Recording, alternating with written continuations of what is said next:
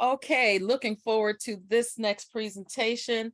Dr. Washburn, Dr. Kevin Washburn, I should say, is the director of the District of Columbia Public Schools Library Program. So I answer to him, and I want to give a very public thank you to him because he has talked me off the fence for the last 3 years dealing with the craziness of my principal. I'm telling you, because there have been times I've gone in crying, frustrated, cursing, throwing stuff, everything. And he's like, now, Casey, let's calm down. And so I want to give that public thank you. And on that note, I want to turn this over to you. So let me make you a host and want to make sure your slides come up. And Okay. this is a very important session for those of you who are seeking to aspire to become a library manager, director, or leader in your district. This is a really good presentation for you because he has worked in two districts. So he will give you more information. So take it away. Hi, everybody. I'm Kevin Washburn, and as Casey said, I work very closely with her. She, we're colleagues. Yes, I might be over the leader over the programs, but um, Casey is the boss librarian. So just keeping that in mind, she's just an amazing individual. I mean, look what she did in terms of creating this highly needed national PD form for back to school. So, Casey, I came up with an add-on for your PD. I think you should call this a summit because we're coming together and it's highly needed and important. So, to just think about that as part of your future planning around this great program. In the deck, I put it in the chat. So the hyperlink here that's where I say school library leader and MLS lecturer, that's my a hyperlink to my LinkedIn profile.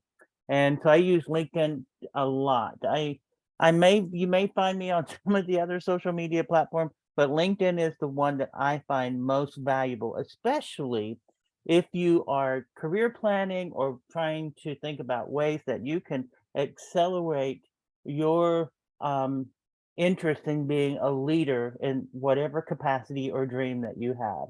And so I'm going to talk to you a little bit about that and share some stories with you. I will be monitoring the chat.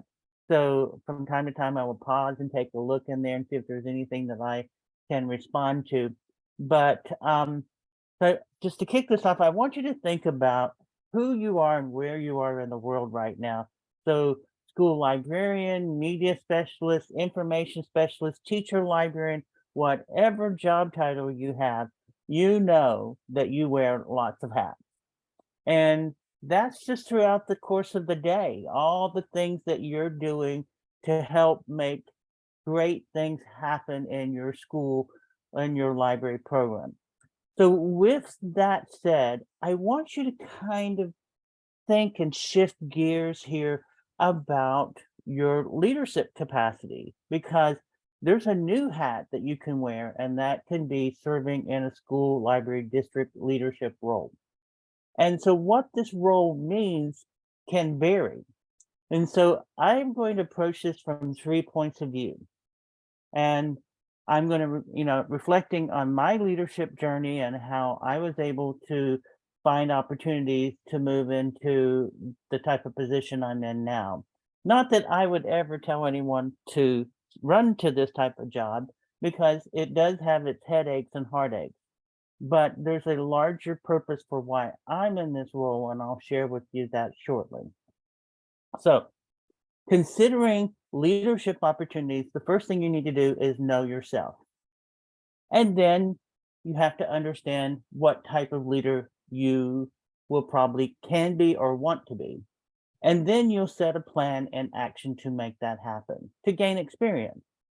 And so here's the process I recommend, especially in my work, because not only do I work in school districts, but I work for 2 graduate programs where I do graduate level school library instruction. So I work for University of Maryland in their school library program, and I primarily teach collection development and curriculum courses for them.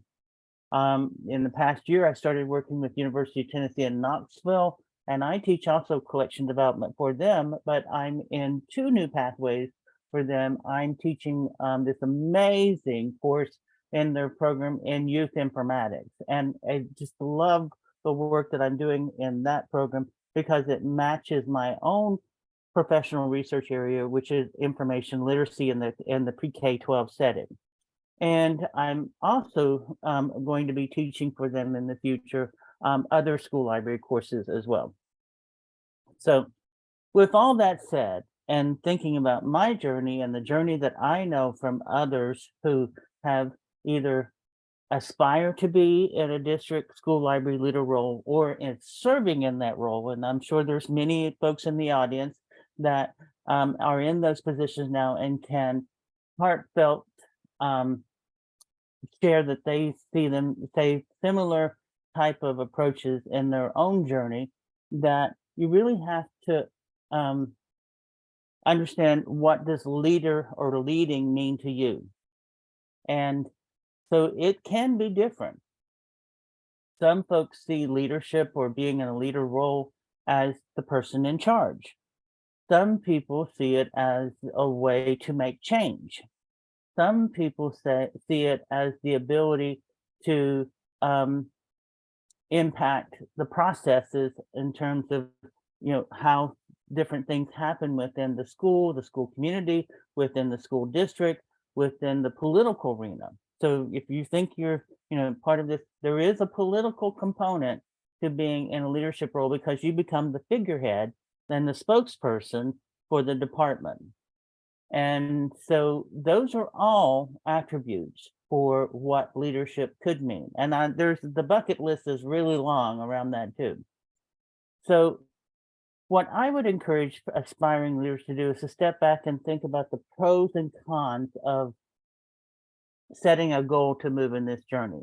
So your pros may be that you're going to be able to address problems of practice in your profession within the school district. That, like in DCPS, one of the things that I am incredibly proud of, and that with the work of amazing librarians and community advocates, that we've been able to guarantee school library jobs at every DC public school this past 3 years. Now, is the problem solved? No. But with the work of Casey and her advocacy and many other individuals, we have laid a solid foundation for moving that forward. Now, the con side of this is that you're always in the spotlight. And that means any issue, any kind of little concern, whether it's in the school, in the community, not just librarians or your colleagues, but parents, district leaders, politicians, you're going to hear about it. And so that can work, it can work a nerve. I mean, I'm just going to be very plain spoken. It can be tiring.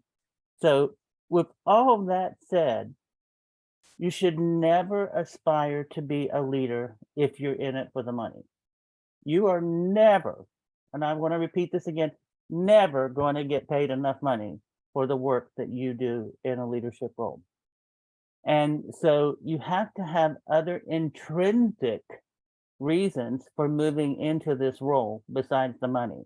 And then I would also, as you're reflecting and thinking about this, there's this amazing self-assessment from Purdue University that I absolutely love. So this is a PDF document.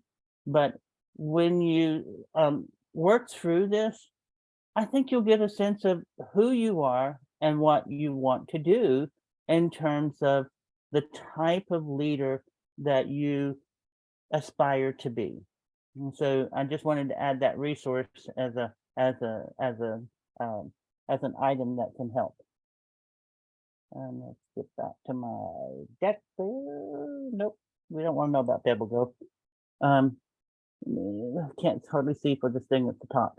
So let me go back here. All right, good. So I'm back in business. So know thyself, so that once you have a sense of why you want to move in this arena, then you can start really developing some skills. And so I'm going to quickly check in the chat and just see if there's anything that I can look there. Thanks everyone about the work we're doing in DCPS. I'm just, it's not about me. It's about our 118 amazing school librarians and our dynamic, we have a team of senior librarians that also advise our group. And that team is called Library Corps for our district. We pay them a small pittance of money, but they, for the little bit of money we give them, they do 10 times the amount of work because they're so vested and they know that this work makes a big difference for all of the things that we're trying to do within the school system. And so that with the advisory group and with the dedication of librarians, we have had strong advocacy programs in the district. But getting back to what we're thinking about in terms of leadership. So within the realm of understanding your leadership style, if you try to Google search and look for reputable sources and Wikipedia or whatever have you, there are going to be lots of different thoughts about leadership styles. And because I've also done a lot of work in this myself in the past, and I have an undergraduate degree in business, I have some familiarity with these different types of leadership styles. And what's going to happen, and I thought, well, darn it, I was looking for that hyperlink to open. There we go. So in the Warrenton School of Business, I really like the way that they define the different types of leadership, whether it be authoritative, transactional, servant, democratic, empathetic, which I think is one of the most useful type of leadership, or narcissistic. Of course, imagine if you're a narcissistic or micromanager, you definitely want to try to adapt a new style. Now, the thing is that even with that said, leaders do flow among these different styles. I have a primary leadership style that I default to on my own, but I also have a secondary. And so this is knowing myself, and I'll tell you more about that in a second, after we look at this great information provided by the Wall Street Journal, because they also reflected on this. And it's a similar kind of narrative of visionary and affiliative, democratic, pace setting, and commanding. Okay. So commanding is definitely the micromanager style.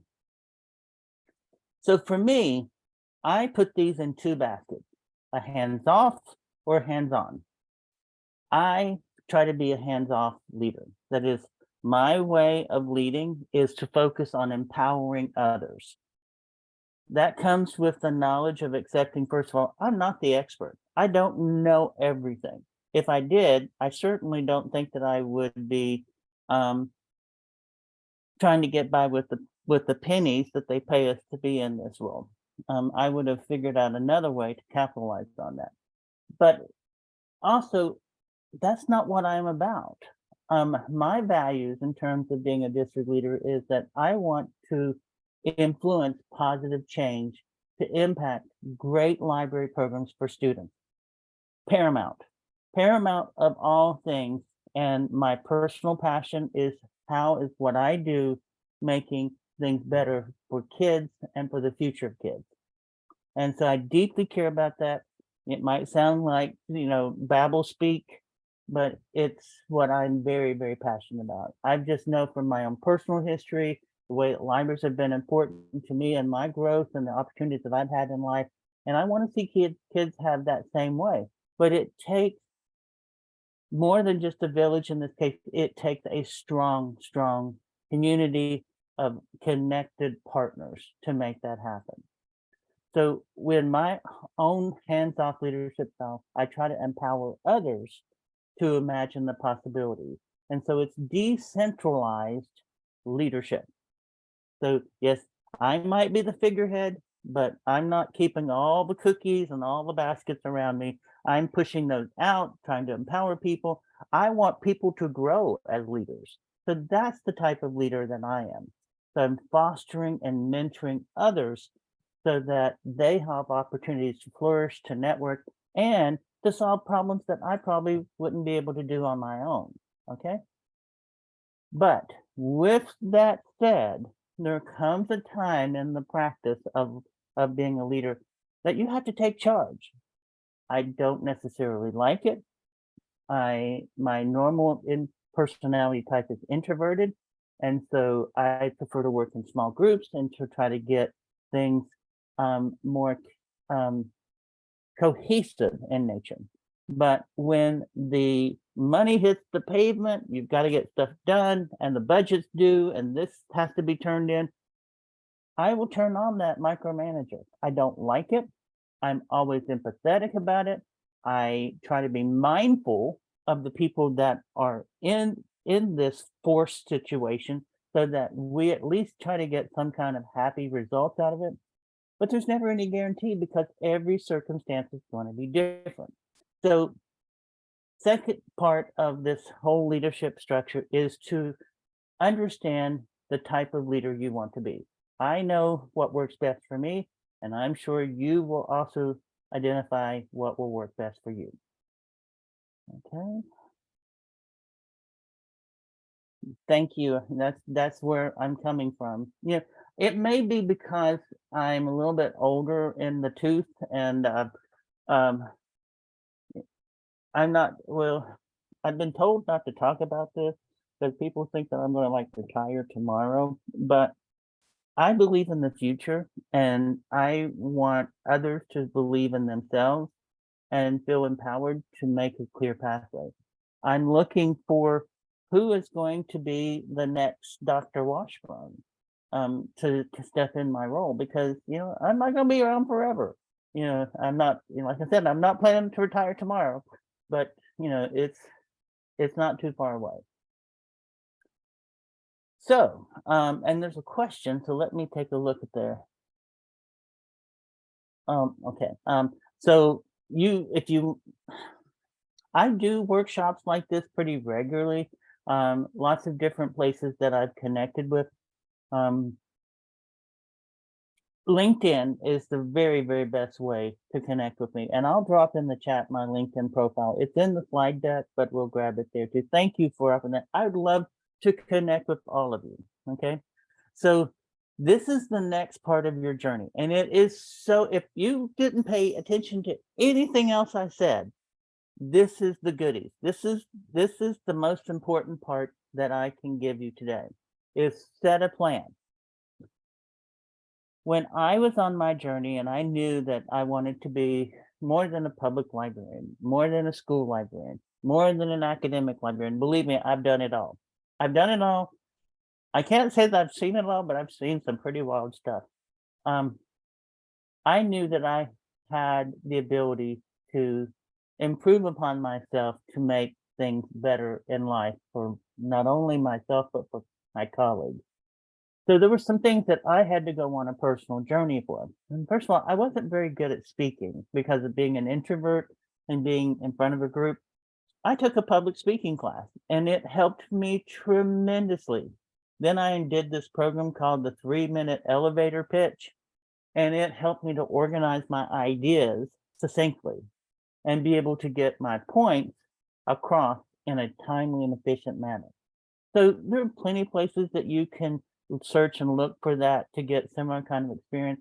But those are the type of opportunities that you should be thinking about in terms of getting to know yourself. Connect with a leadership mentor. Find someone that's doing what you want to do in the future and connect with them and basically say, hey, I really love what you've done and I would love to connect with you so that I can learn from you. And maybe if you have the time, you can serve as my mentor, my leadership mentor. You will be amazed at the people that you will meet along this pathway. And you may have more than one mentor. Never think that your mentorship process stops. I even connect with people who I see as mentors at this stage of my life because they figured it out. They know best practices. They know how to get it to work. They have connections that I don't know. Like KC, she mentors me all the time. because she has a world of knowledge that is just loaded with best practices and the way to get things done.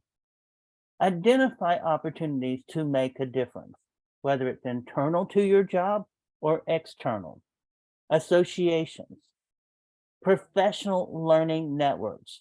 LinkedIn, even though it's a social media platform, I consider LinkedIn a professional learning network because I connect with so many amazing people, librarians, educators, innovators, volunteering.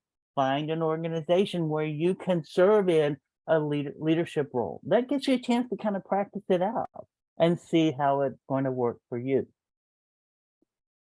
Last but not least, ALA, although we're on hiatus this past year, they have leadership training programs, but they're not the only one.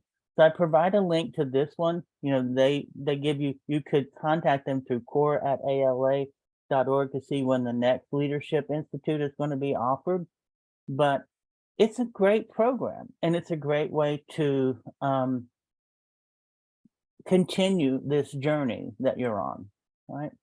Then, next is oh, I keep going ahead and I don't so, oh, this is also from ALA, what library directors need to know.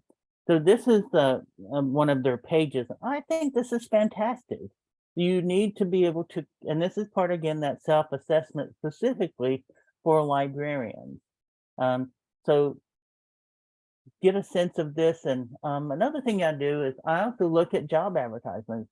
And you'll be surprised at all the different things that go into being a director, department chair.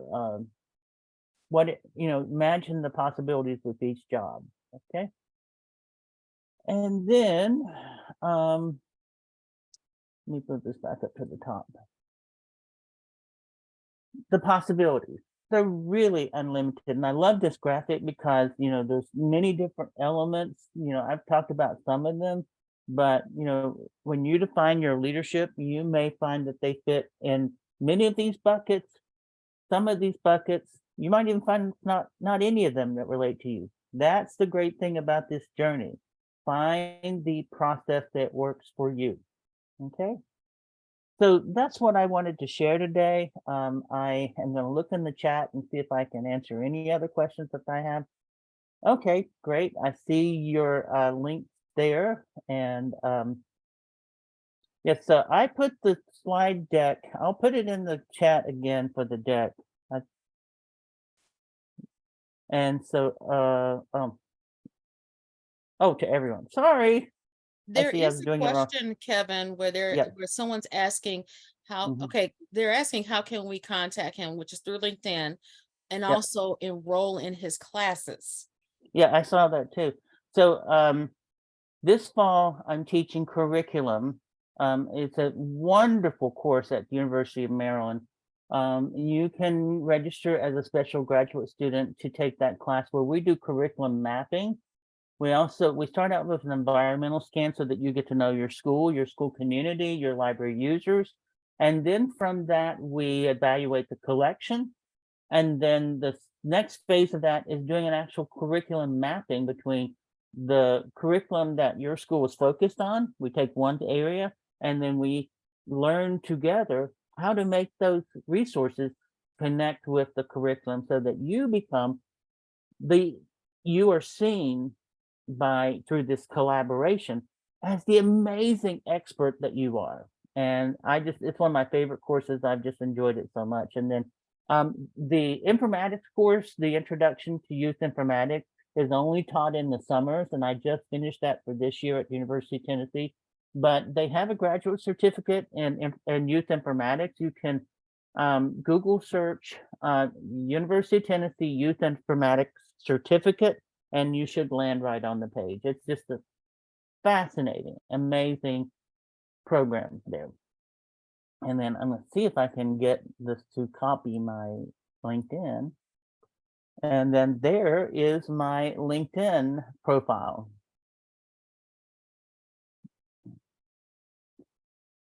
Right. And then Okay, we're not seeing any it on the screen.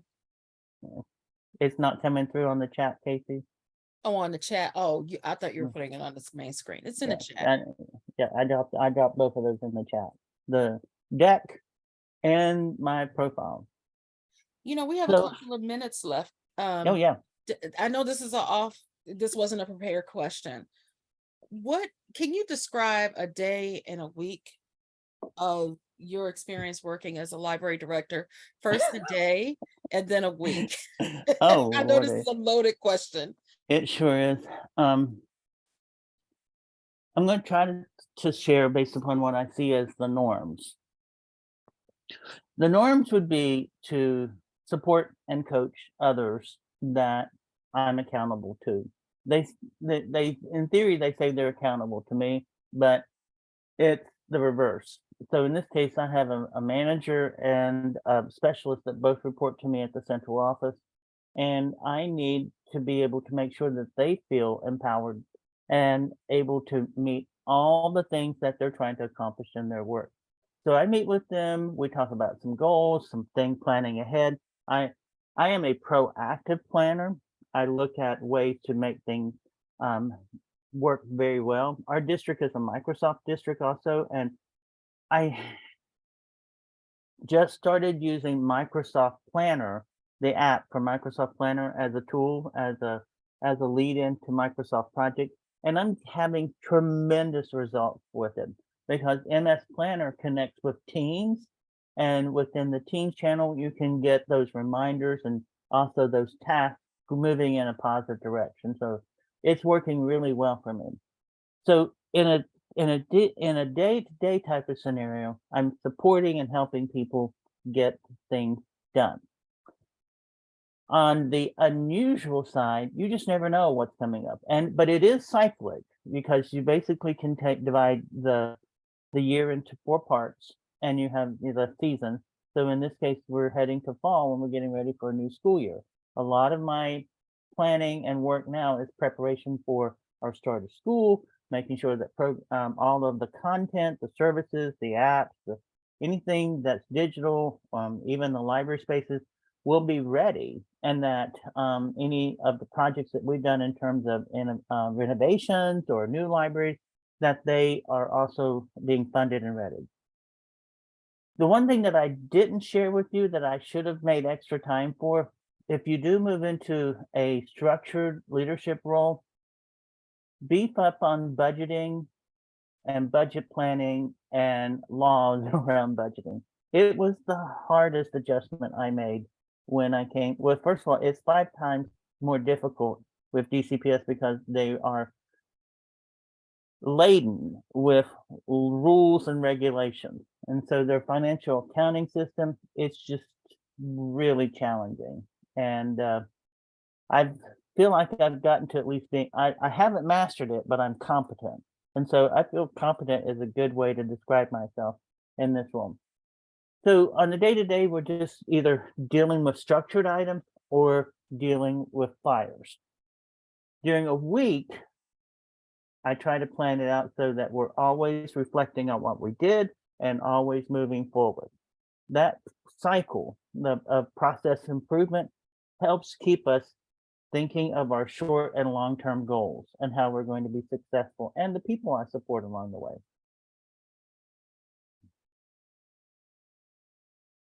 Another thing I want to bring Okay, to yeah, everyone's yeah, attention is that that's a good question um, they have.